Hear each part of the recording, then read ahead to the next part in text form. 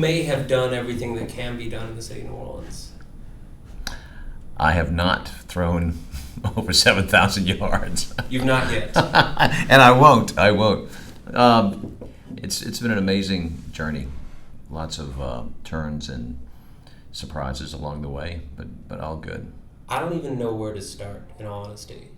So I guess if maybe I we could should start at St. Dominic Grammar School. Who you are. Take us Okay. away from just the beginnings of the beginnings. So I am Mark Romig. I am the son of Jerry and Janice Romig. I grew up in an area of the city called Lakeview. Mm-hmm.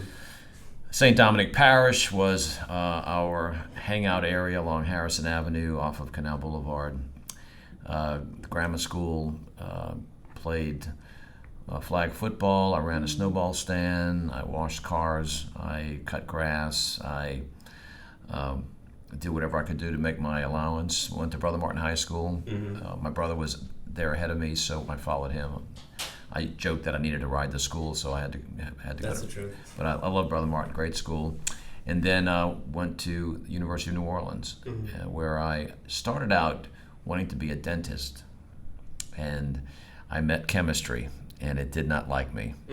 So my dad counseled me on trying something else, and he said, they've just started this new hotel, restaurant, and tourism program at the University of New Orleans. You may want to think about that.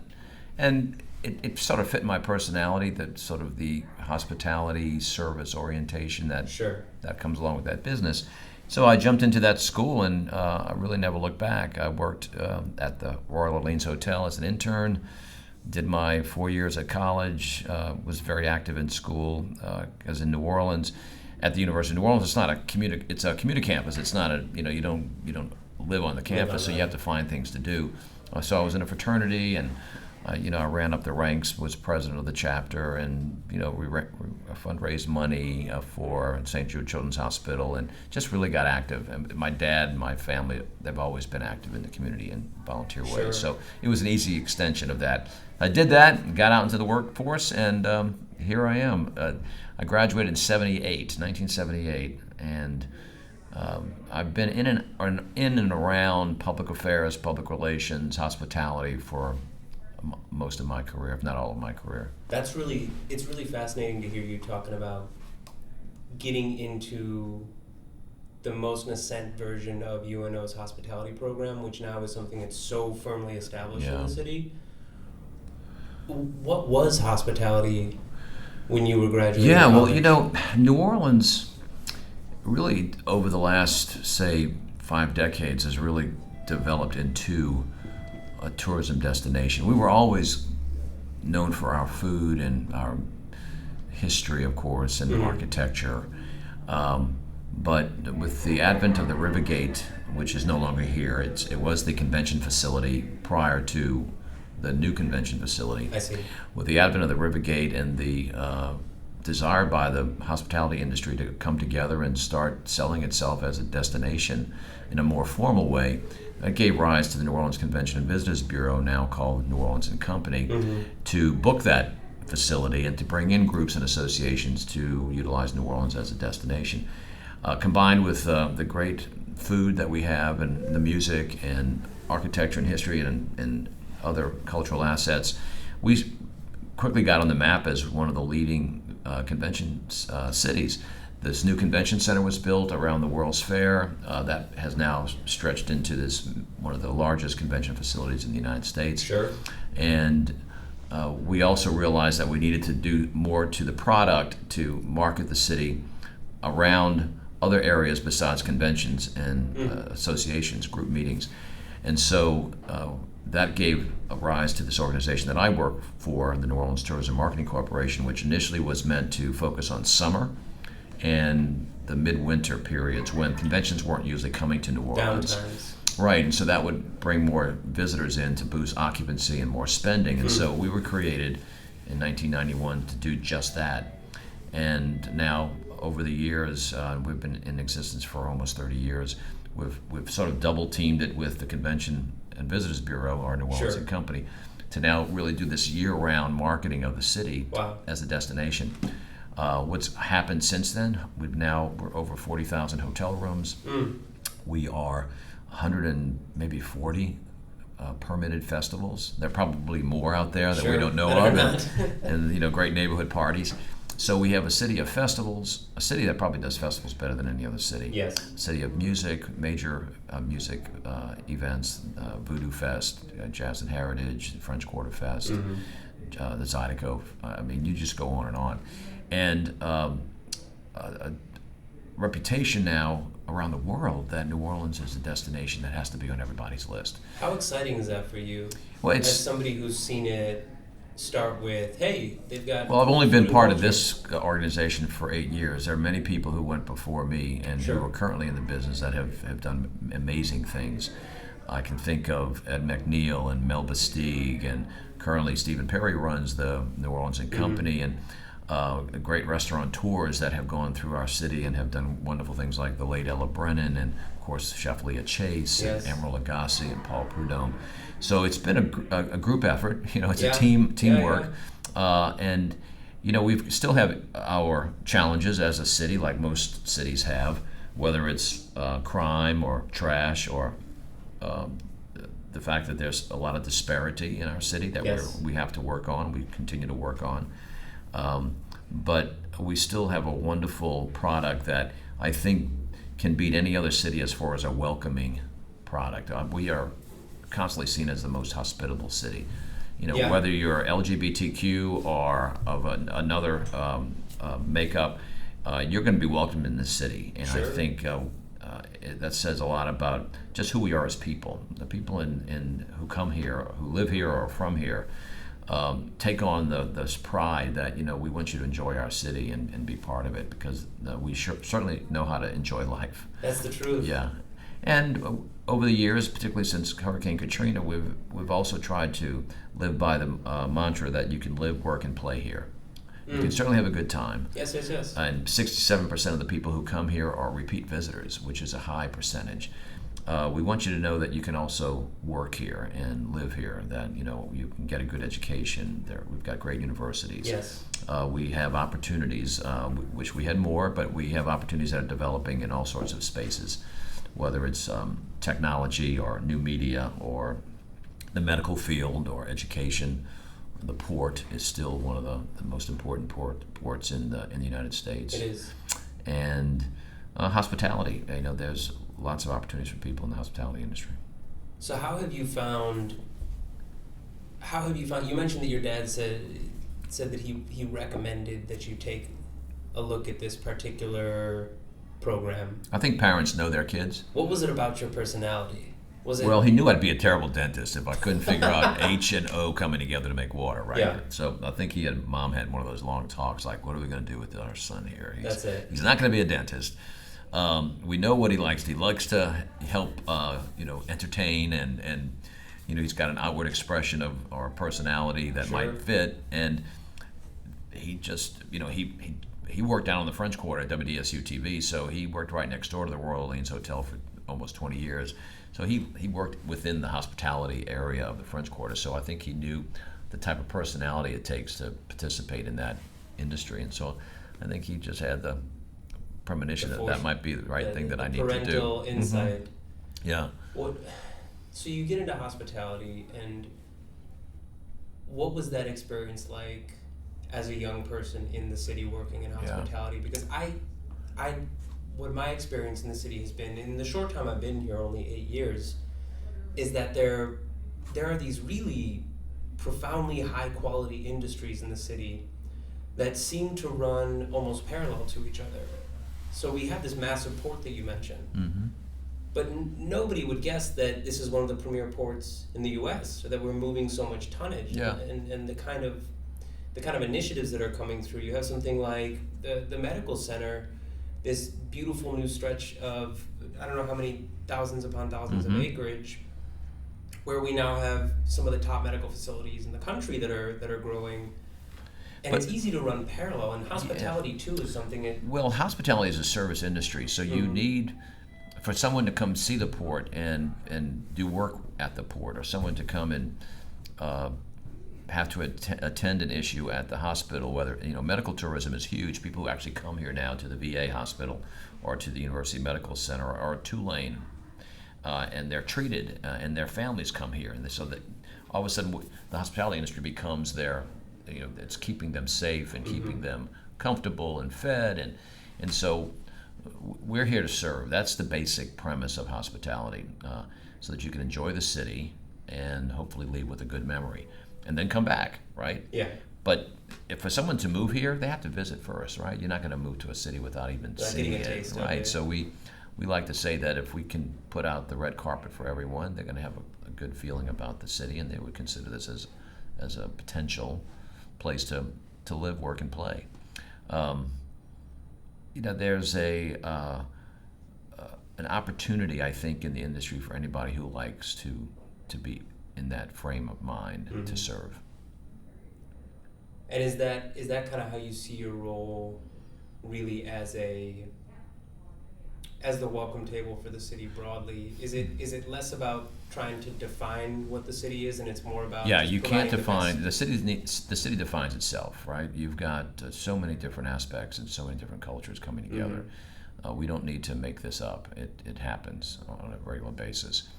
I think in my particular role with New Orleans Tourism Marketing Corporation, we are the city's official leisure travel promotion agency. Okay, and what does that mean? What we do is create messaging and programs to get someone to take interest in visiting the city. So we put those messages out there. We go to the various markets that feed into New Orleans, particularly the cities with nonstop flight service, and also what we call the drive market, which is a concentric circle driven around. If you drew one around New Orleans, say Austin, San Antonio, over to the panhandle of Florida, and then up through Tennessee, Arkansas. That's our catchment area of people who are going to get in a car and drive, and that's a very important market for us to make sure that we're getting the messaging out about New Orleans being a great place to visit.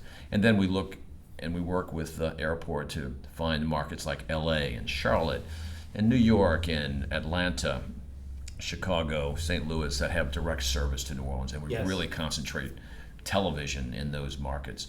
And then we are all over the United States in our social media messaging and digital ad placements. So we want to get it out there that people see New Orleans as an opportunity to spend their discretionary dollars. They only have so much in their pocket, and we want them to choose New Orleans, or at least have New Orleans in their decision set. Sure. And then make it real easy for them to find us, so they can click on the website, on the digital ad, and get to a place where they can then take it the next step and hopefully book a trip to the city. Yeah. So that's what we do, and we do it domestically. We don't work on the international level. The New Orleans & Company, our partner agency, does that. Okay. They work with the State Office of Tourism for the international market, and they're also concentrating on groups of 10 or more. So that would be your conventions, up to 30, 40,000 people, to your bridal parties. New Orleans has become a huge city for bachelorette parties and bridal parties. Yeah, really terrific. The T-shirt companies must be having a blast. They are, and another great offshoot of that is last year when the movie Girls Trip came out. Yes. And it was filmed at Essence Festival in 2016, I think, and so it came out in 2017. It really gave a shot in the arm to a very successful festival already. Essence is a huge festival. The hotels so much depend on that business in the summer. In the summer, there used to be 20% occupancy in New Orleans. Now there is literally a festival or two or three every weekend of the summer. And we've proven that New Orleans is still a hot place to be in the summer. Now, I don't mean hot temperature, because we know it is. We're dying. And it is what it is, right? Yeah. We're not going to change that. But it's a fun, cool place to be in the summer. And so it's finding niches like that. So that's worked well. The festivals are working well. I think we've got a festival for almost every vegetable and seafood imaginable. It seems so. There's a mac and cheese festival now in New Orleans, Festival. Merlaton. Of course, the National Fried Chicken Festival, which this past year had over 170,000 people. I love it. 2 years ago, the first year, it had less than 20,000. Yeah. I mean, who knew, right? So we're doing well. Now, having said all that, it's terrific, and we're bringing a lot of people in, and we got to talk about sustainable tourism as well. All right. What does that mean?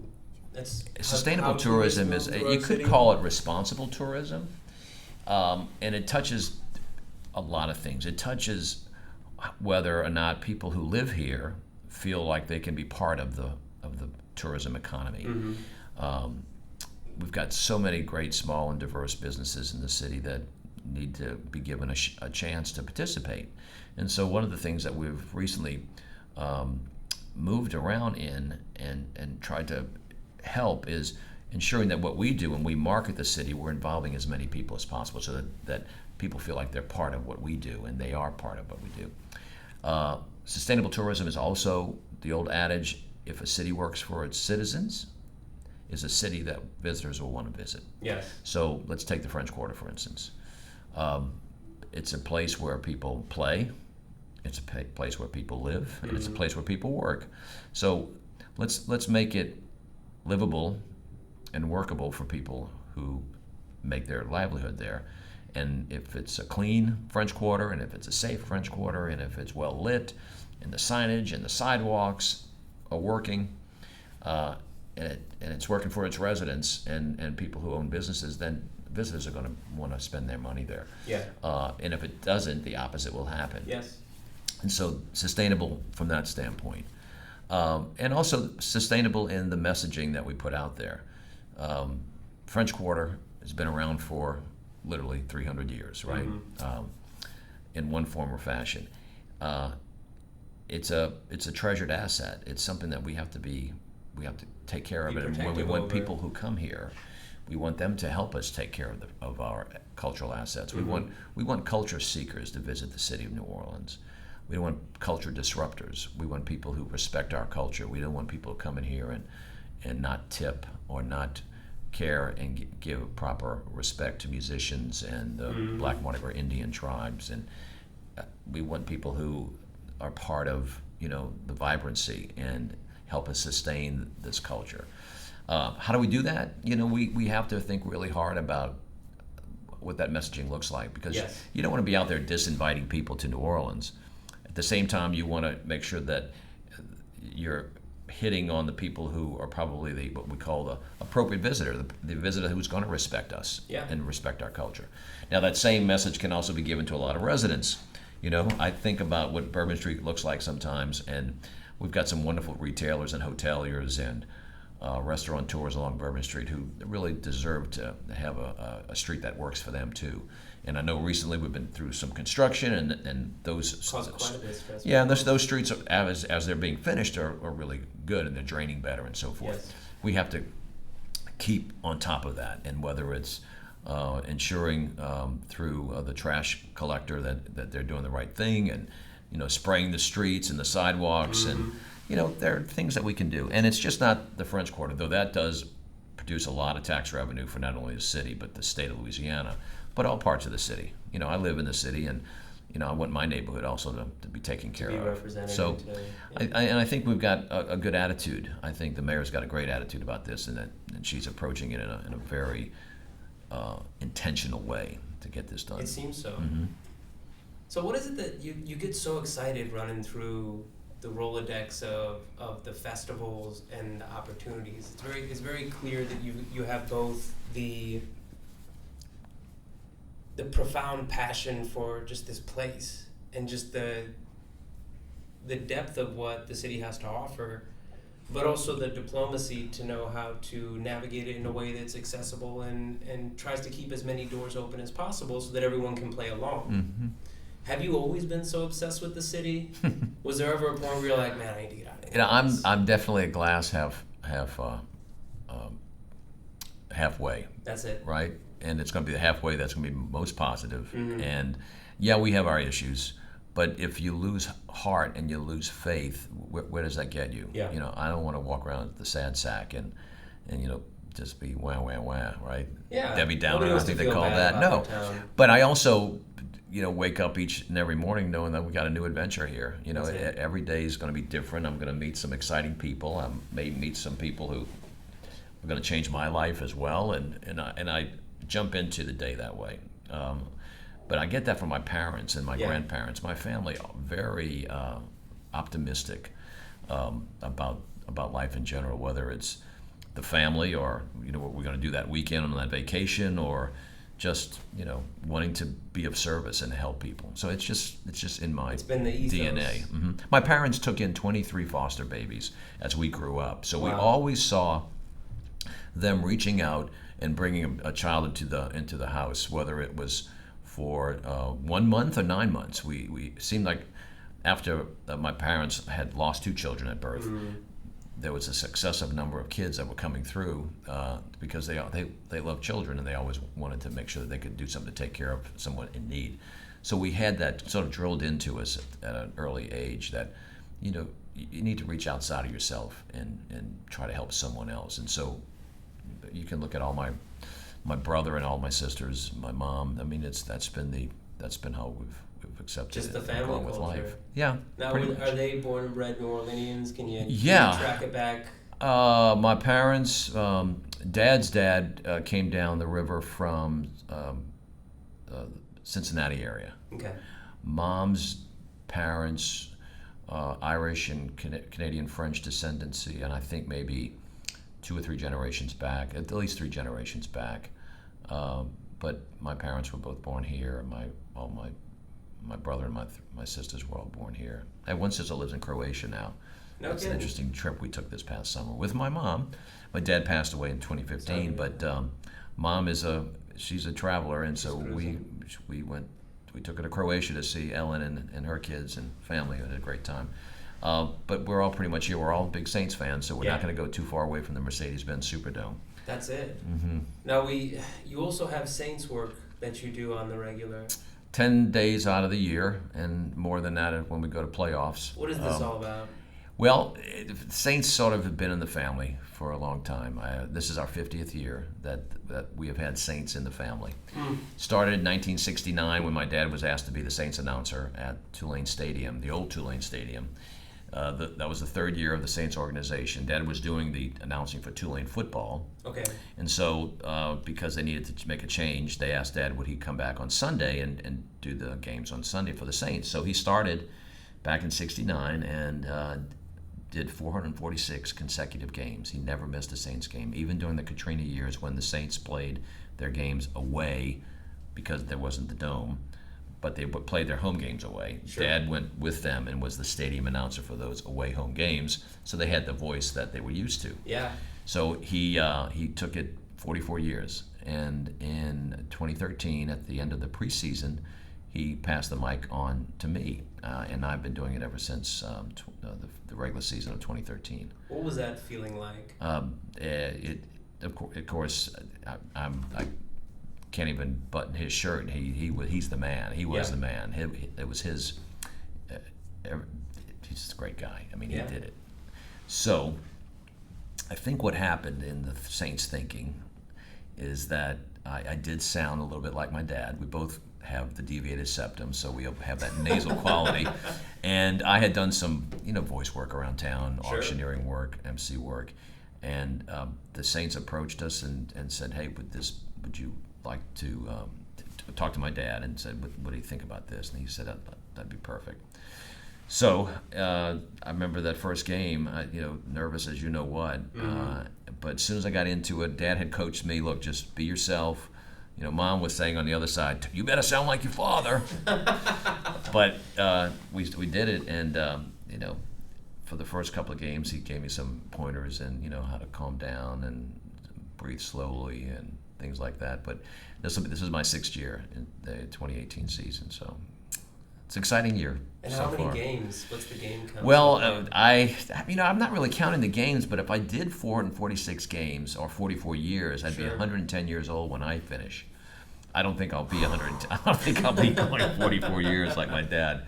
But the other side of that story is my mother also attended 446 consecutive games because she went to every game with Dad. You're kidding me. And She's the other side of that unspoken story hero. is that she would have to stay the entire game. Back, you might know this, back in the early days of the Saints, we didn't. It wasn't a pretty picture on the field for many years. When Mr. Benson came in, he brought this new energy and new thoughts about bringing in this management, and that's when it really turned. But before that, you had people wearing bags over their heads at the games, and it was some pretty bad football. Oh, goodness. So those of us who would go to the games, we could leave at the end of the first half or in the third quarter.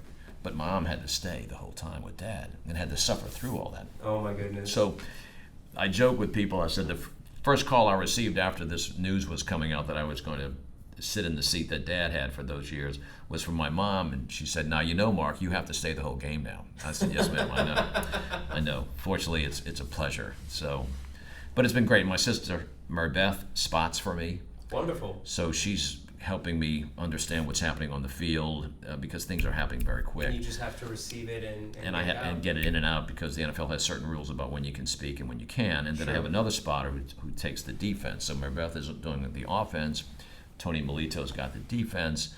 And my brother Jay, another piece of this story, is he's the longest serving employee of the New Orleans Saints. You're kidding me. He's been there 43 years, I believe, this year. You're kidding me. Mm-hmm. He's the administrative director. He does everything from managing summer camp, training camp, to handling logistics of the team when they travel to other cities. He basically manages the facilities around training camp on Airline Drive. Sure. Does a lot of things. And so up during the game day, he's in the house controls with us as well, and he's handling the scoreboard. So we've got my sister, my brother, and not, I'm there as well. So the whole family. yeah. There. So and it's again, this is our 50th year. What a spectacular way to spend the games. It's amazing. You can spend it with the family. My mom says there are 2 seasons in the year. There's waiting for the Saints season and the Saints season. That's right. I bet not many people know that. Just really how the operations behind the scenes are. And yeah, it is amazing. It's and everything in that game is scripted. I mean, besides the action on the field. Game itself. But you've got, once those doors open, 2 hours before the kickoff. Yeah. It is by the minute, when the sensations come out, when they give out presentations, when this group is there, when, everything. So, entertainment factor is huge. Keeping the show running. Mm-hmm. I mean, you've seen so many iterations of the city itself and institutions in the city. I imagine that you may just see tens and tens of thousands of folks coming to the city every year, and seeing how they're coming and they're contributing in their own way and really adding to the intricacy and the interest of this fabric that we have. Mm-hmm. What's important to you that folks know when they arrive in New Orleans? First, as folks to live. First off, that we welcome you and we thank you for visiting. That's important. They have a decision that they made, and they thought that they could go to this city as opposed to another city. So showing that appreciation, and that could lead to someone making a decision to live here, sure, or to move their family here. But I think showing that gratitude and appreciation, and I think that's inherent in what we do here in New Orleans. I think people do that on a regular basis. It hurts me when I get a complaint email or a letter, and we do get those. I mean, everyone knows that we're not perfect, but yeah. It makes us that much more committed to trying to fix it. We want to learn from it, whatever it is. This industry has a huge heart. We've got this organization called the Louisiana Hospitality Foundation. Okay. It was created for one purpose only, and that is to help members of the hospitality industry who are in times of crisis. Whether that's a house that was burned down, someone who needs a medical procedure and can't pay for it, or anything.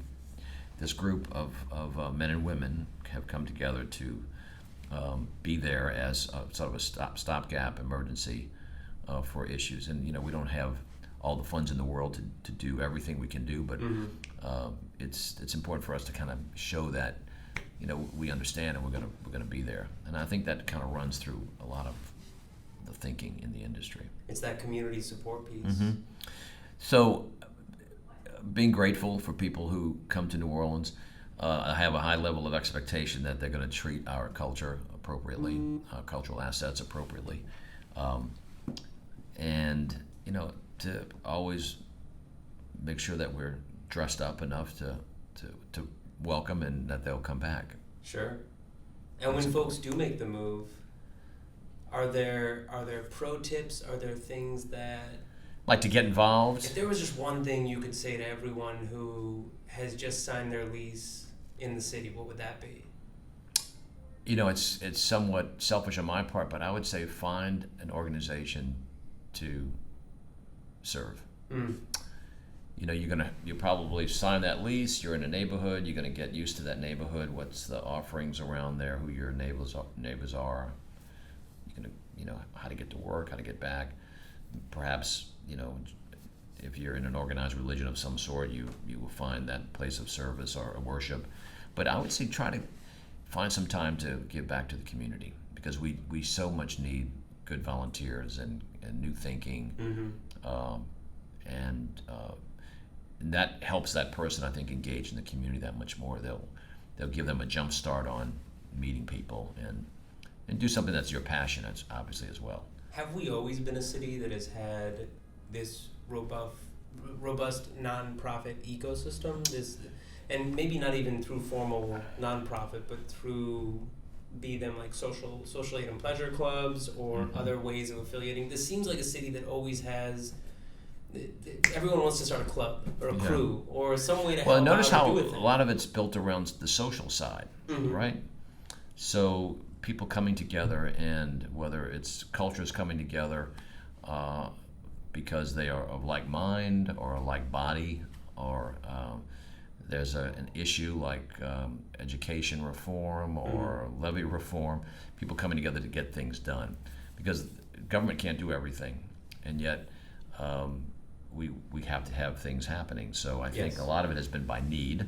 You had some very early settlers that came down here that brought a philanthropic mind. We have a huge Jewish community. Sure. The philanthropy that came out of the Jewish community is huge. Of course, we've got the Catholic Church has been here for 300 years, and it brought with it its social awareness and service, and other organized religions. And then, as you said, the social aid and pleasure clubs, they did that because they were being discriminated against. The African Americans, the black people weren't being able to get what the white people were able to get, whether it's insurance, assistance with burial. They said, okay, we're going to take care of it ourselves. And of course, you mix that with great talent and cultural awareness that they bring, and you've got organizations like the Zulu Social Aid and Pleasure Club, which has, I think, continued to lead the city in many philanthropic endeavors. Yeah. New Orleans is an interesting city in that way when you mention particularly like the racial history of the city, because it's so much more multifaceted than what would maybe meet the eye. I know myself, coming from the north suburbs of Chicago, that having lived there and grown up there, and then having lived in New Orleans for so long, I've done a lot more sort of growing as an individual, coming into my own in New Orleans than I have done, in Chicagoland or Indianapolis, where I did my undergraduate. But what strikes me about being in New Orleans is that folks will often say, like, oh, isn't it pretty bad down there, as if there's some specter of the history that we know that we've all lived through and was an absolutely unspeakable tragedy for hundreds of years. Yeah.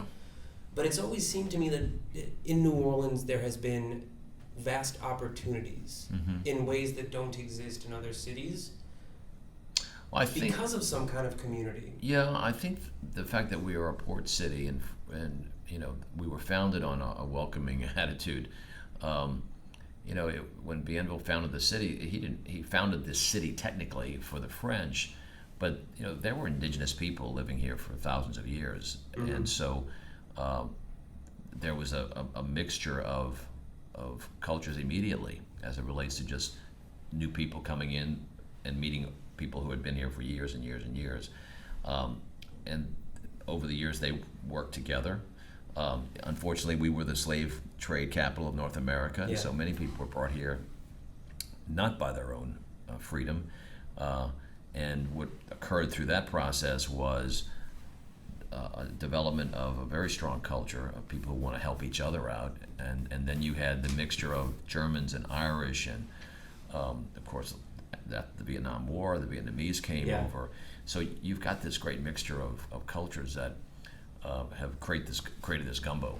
And it will always be that way. New Orleans will not be something that will look like one person. It will always look like you're looking at a pot of gumbo, and how it all works together. I think that's the key. That's what feels most exciting about the city. It all works together. Because it is easy to go to other cities and to have less of the gumbo, less of the mix, and less of people bumping into each other and really we've had to bump into each other. I mean, that's who we are. We live on top of each other. There's a mixture of everybody. I mean, I go to my church, and it's a gumbo, and it's a great gumbo. And I think you've got an awareness of that helps make this city that much more of a welcoming city than most cities. Where do you think we're headed? Well, we're just almost finishing 300 years of celebration, commemoration, the tricentennial. So we go into 2019 for the next 300. Yes, so I know. I know. I won't be announcing the Saints game in 300 years, no. But I think we go where we want to take it. I have no bad feelings about New Orleans. I think we will always take care of ourselves. Yeah. We'll always pick ourselves up. Those of us who have been through Katrina, when a lot of people had given up on us and said, no, we don't need to rebuild that city, or why should we rebuild that city? It's almost like all we needed to hear. Like, oh yeah, watch us. It was like a taunt. Yeah. And again, it's not perfect. It's not perfect today, and it never will be perfect. But you've got an attitude in New Orleans that I don't find in many other cities, and that is that we will overcome this, and we will keep moving forward, and we will be better and better. And we have these wonderful outlets of expression that I think have helped channel a lot of our energy, like Mardi Gras. We have a great opera, we have a great ballet, we have a great symphony. We have a fantastic Mardi Gras, which is the compilation of all of that, right? Including the color and the music, and I think that's a year-round exercise that we all go through. Yeah. Do you know that Mardi Gras Indian suit is worn that one season, one time, and then they start all over again? Done. Destroyed. The beating has to start all over again. The feathers have to start all over again. That annual expression, I mean, that's love happening 365 days a year to see that kind of stuff come together. The floats, they've seen one time. The Rex organization pulls out of that den that one day out of the year. Yes. Beautiful tableau, wonderful education for kids of all ages. It goes back in the den that evening. The next day, they start taking it all down and whitewashing it and starting all over again. I mean, the expression of art that is seen only that one day is amazing. It's very interesting because what you're saying reminds me a little bit of, I mentioned we have Big Frida's manager. This idea, we asked the question of him, we said, New Orleans is known as a premier performance city, where Nashville is often seen as the premier recording city, where the industry is there. And we were just exploring the topic. What is it about New Orleans that we have these incredible, everyone from street performers to the folks that are going to be playing at the House of Blues on any given night? It seems to be kind of the same thing you're describing. This idea that the city is happening in the moment. Yeah, but it's got this thread that goes back almost 300 years, right? I mean, that moment's been happening for 300 years. And I think we've always risen to the occasion. I think that's the thing about New Orleans, is that we've always risen to the occasion. And the most original, authentic American art form of jazz came out of the feelings that grew out of Congo Square, and that sense of we've got to share what our life means, and the beats from the Caribbean and Africa. I mean, we're a very creative city. Food, music, even architecture. It's something that makes this city that much more special. I want to mention too, when we speak about Carnival and talk about the Zulu organization or the Rex organization, these are groups that could just, if they wanted to, just stick with the parade, and that's all they did, right? But they both have gone outside themselves, and they're both raising money annually. I mean, the Rex organization, $6 or $7 million raised since Katrina for educational purposes. These are citizens of the area that just feel like they want to do something besides just put on a street parade. Just out of love, out of the yeah, service because they to the care, city. and the Zulu organization says in the same way, and a lot of other carnival organizations, because we believe we can make a difference, and I think that's what people in New Orleans wake up each day saying, I can make a difference today. What do you think? What do you think that having had so many experiences and having worked with so many facets of the city, what do you think would make you proudest to leave in terms of your legacy to the city or your contribution to that 300-year thread? I really haven't thought that through. I would just want to be able to have maybe left a model of how to treat people and how to help someone, whether it was talking to them because they were just out of college and they didn't know what to do with their career, and I could relate my pre-dentistry, chemistry story. Panic mode, yeah. Where, if you looked at my resume, you'd see a whole bunch of experiences, and Sure. you'd think, wow, this guy can't keep a job. One experience led to the next, and I built on that to move through the things that I thought I could give back to. And so if people would just take it upon themselves to help somebody else, just one person, I think that's the thing. I think you're the Benjamin Franklin in New Orleans. Go fly a kite. I've been on a big Benjamin Franklin kick. Oh, yeah. I did the Walter Isaacson biography first. Oh, that's a great book. Which then got me turned on to the autobiography, which is great because you get all the cross references between the things in the book and the little bits that he then records himself, and you see the disparities and the things that Isaacson has uncovered. But that's the American story. Mm-hmm. That's he is the prototype of Sort of the Renaissance man. yeah. Being more dedicated to your principles and your interest in being useful and in service to others. Thank you. I'm glad you said what I should have said. I think I want to be useful. I think my parents and my grandparents modeled that for me and my siblings. Is leave the city or your community better than you found it. It's like the old Boy Scout adage, and I think that's what we should strive to do each day. Man, that I don't know how to chase that. I think we've been running. We're at like 43 minutes. Well, I want to thank you for letting me share this with you. It's been a pleasure. It's really exciting to hear so much about just the depth of engagement in your family, where you're from. So much of it is just the story unfolds as it unfolds, and if the resume makes sense, they're probably boring. But it's more interesting to see, what are the principles and the guiding ideas that keep someone just in love with a place and contributing. Yeah, I'm never afraid of an adventure. I think that has been another guiding principle.